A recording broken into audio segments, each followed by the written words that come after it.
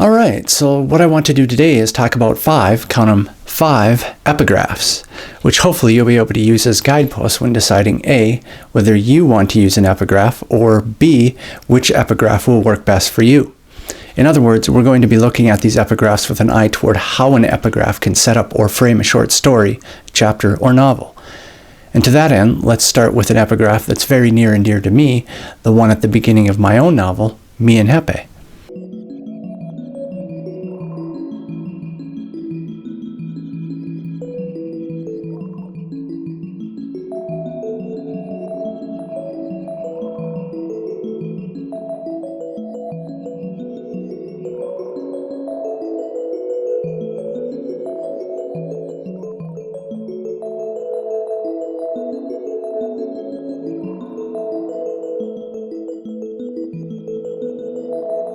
So, why did I choose to use this passage from Rabelais' Gargantua and Pantagruel as my epigraph?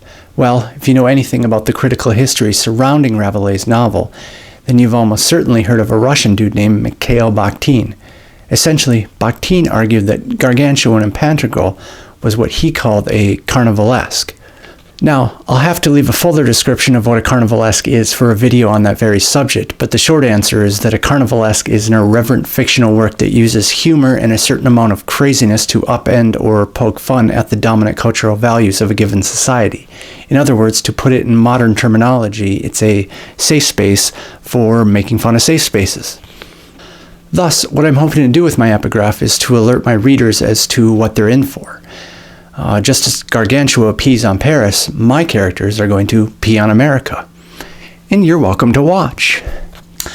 Now, that said, do I really expect all of my readers to pick up on that? No, of course not. I don't even expect most of them to pick up on that. I mean, if you write a novel where the appreciation of it hinges entirely on your readers' ability to pick up on the purpose of your epigraph before they've even read the novel, well, then you're in trouble. But for those readers who are familiar with Rabelais, they'll have an advantage of knowing where they're headed, as will you, now having watched this video.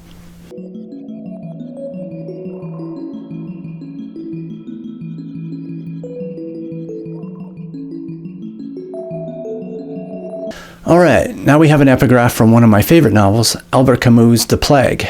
Basically, The Plague is about a city in North Africa which is suddenly overrun by bubonic plague. There's all kind of rats everywhere, people are dying left and right, you name it. The result of all this is that the city becomes quarantined, which is to say, the citizens become imprisoned within its borders. That explains the first part of the epigraph. But the second part is as equally relevant, since the novel works as a kind of allegory for life itself. In other words, the novel uses a situation which didn't exist to present how life really is. And this epigraph alludes to all of that.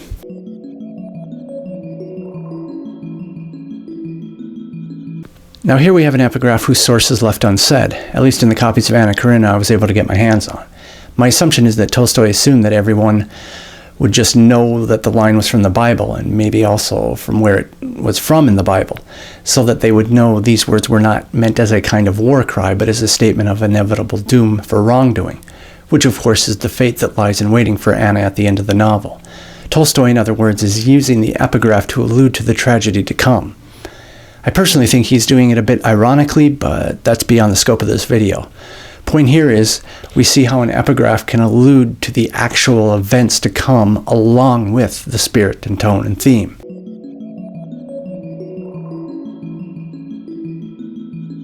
Now we come to one of the most appropriate epigraphs in all of literature, the epigraph at the beginning of Thomas Hardy's novel, Jude the Obscure.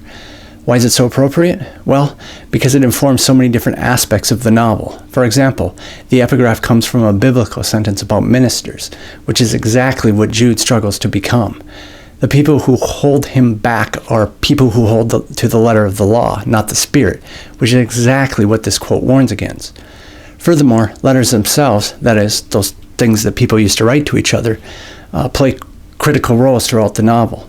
And in one such letter, actually a suicide note, there is a tragically ironic misspelling. That is, the wrong letters are used by the author of the letter. Basically what I'm saying is we should all be so lucky if we're able to find a quote that will suit our own novel so well.